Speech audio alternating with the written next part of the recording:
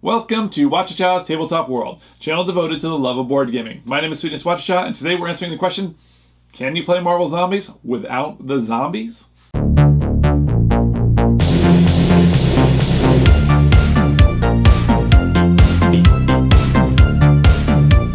was a bit bummed when they announced this game. It made sense for Cool Mini or Not to do their 50th Kickstarter as a Marvel Zombies thing. Made a lot of sense. And I do own a lot of Zombicide, and I do enjoy it. But I kind of, as getting the Marvel license, it's like I've had enough Marvel Zombies. I kind of thought it would really be nice if they had done something a little differently rather than what they've usually been doing. Now, I'm a lifelong comic fan. I love Marvel. I love comics. I did enjoy the Marvel Zombie storyline when it came out, 15 years ago or whatever. But, I really was hoping that you could play it like with a big, like you're like Captain America and you're smashing your way through a bunch of Hydra troopers or something to get to like the Red Skull. I thought that'd be like super fun. Now, if you don't know, Zombicide usually consists of living people or living heroes who are going against wave after wave of the undead. So in this core box, the X-Men Resistance, that's typical Zombicide. They sort of flip it on its head with Marvel Zombies, in which you are the zombies going around eating wave after wave of living troopers, or in this case, SHIELD agents. So the thing is that, the games play very similar. In fact, like they are almost exactly the same game. The only difference really is that there is a power-up mechanism in one game, and there is a devouring mechanism in the other. One is gaining power that you're going to channel into superpowers, and the other one is, having to fight against your hunger. And the hungrier you get, the more ravenous you get, the more dangerous you get. And these two systems, I actually really quite like the devouring mechanism, so I really kind of like this as an offshoot of the Zombicide world. But I did want to kind of see, can I play this, with, a hero versus a bunch of villains? Now, I kind of ended up settling on the idea that I would play a bunch of villains versus armies of SHIELD, because I don't have, a lot of, I don't have, Hydra's all zombies in these boxes. Now, I should know that I have like everything. I went all in on this game, which is insane. I really wanted Galactus and got out of control for there. But so sorry, I got a little sidetracked there. So the idea is that the games are virtually identical. So I wanted to see if like you could substitute, which is a very simple switch. I'm not big on variants. I like rules. I like games that have I like to go by the written rule of a game.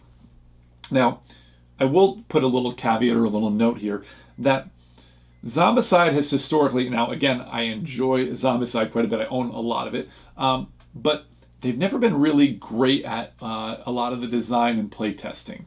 I don't want to throw any shade at them, but I mean, there's oftentimes scenarios, and there are in these boxes that you're like, did you really check this out? Did you really play test this enough? And I think the spirit is just to have fun, and these are not perfect games by any stretch. So I think, the system that I've come up with, which is simplicity itself, is essentially could have problems just like any of the other scenarios could have. So that's a little caveat there. So essentially, all you really have to do, because if you look at the characters, they are the same. Like they're the same. There's most of the characters that you get in the game, and I'll show you Doc Ock here for a second. You're gonna get a hero card, a zombie hero card, and a card representing them when they're an enemy in the game, and they're the superhero enemy deck. So all you have to do is to play everything straight. Get your heroes together, living heroes. Probably villains, as I said, is works the best thematically for me.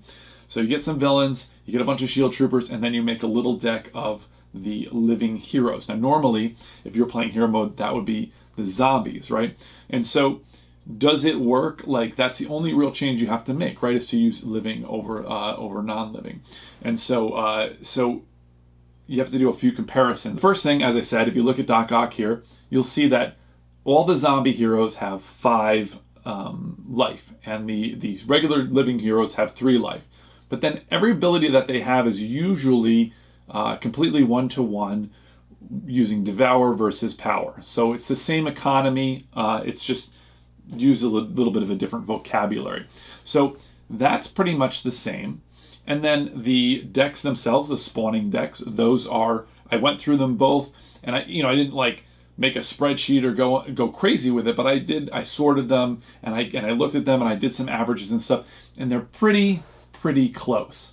Now, I would think normally, I would assume, because my original thought was like, hey, I bet you these zombie heroes, the living heroes are more difficult to beat than the zombie heroes, because there's a bit of a difference. The difference between devouring somebody, having that hunger track that increases your die rolls, and spending power is that ostensibly you can get a number of rolls out of those devours before you cap out and you're ravenous and you must devour somebody. And the power-ups that you can do, you'll end up spending that power, and if you miss, you miss. So I thought, well, there must be some mechanism there that the living heroes have more health than the zombie ones do. And that's not the case. Often they are exactly the same. And so I thought, well, there's no real design difference. So yeah, the characters themselves, the spawn decks, and then the scenarios seem to have the same amount of spawn points and things like that. They seem very close. If you wanted to stay in the design choices of the designers of this game, you could go ahead and just play only the X-Men Resistance ones for this style of game. But what I ended up doing was I just swapped it out, and I played some games, and I had a lot of fun. What I did was I took, for thematic purposes, I made the hero deck, the hero enemy deck. I mixed in like one of the Spider-Mans from here, the original Spider-Man, and Miles Morales Spider-Man, and some of the street level heroes, Black Cat, stuff like that. And I made like a little deck, and they were like the heroes. And then I took the Sinister Six, which as a comic fan, I really love them. And so it was super fun to be like Doc Ock and Electro and these other guys, and just sort of fighting against S.H.I.E.L.D. And then eventually the Spider-Man heroes kind of start popping out, and the street level heroes here and there, and it felt very thematic, like you're in New York City and they show up to stop you. And I thought, and it worked just the same as any other way to play, which I think is really, really cool. Now, I could also play in a similar vein, because the theme is important to me. Otherwise it wouldn't matter whether I was playing zombies or not, right? So I thought, okay, you could do like Baron Zemo and Red Skull and Winter Soldier, etc. And you could go against, like a bunch of the S.H.I.E.L.D. people, like, Captain America, Falcon, War Machine. They're generally affiliated with S.H.I.E.L.D., those kind of heroes, and make them into the deck and then fight.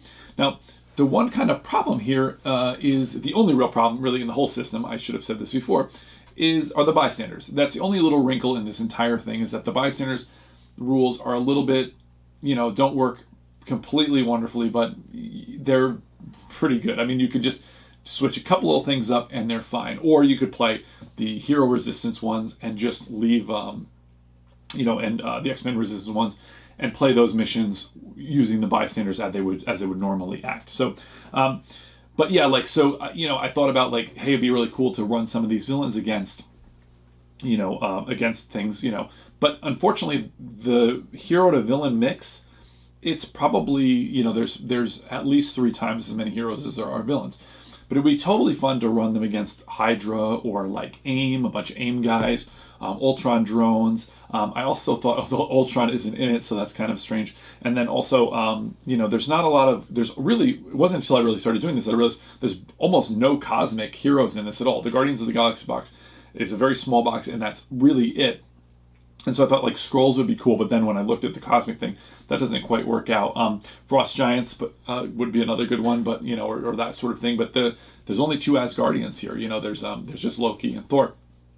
And Thor, I don't believe has a playable character actually, and so that I remember seeing at this point. But so, and then X-Men, that's the other matchup that actually works quite well. Although S.H.I.E.L.D. doesn't generally end up in the mutant world, it's actually kind of like there's enough of each team for you to play like kind of a Brotherhood of Evil Mutants type thing versus X-Men, and you can flip those back and forth if you like, and that works really well. But it'd be nice to have like some Sentinels or something, maybe like a Nimrod. I mean, the Sentinel strike thing would be cool if you had also maybe some smaller Sentinels, but it doesn't make complete thematic sense, but it would be kind of cool to do that as well. So I'm going to look into like, maybe going on Etsy or something and seeing if I can get a bundle of these generic sort of AIM soldiers or Hydra, and then it'd be a little easier to do a thematic thing like I've been talking about.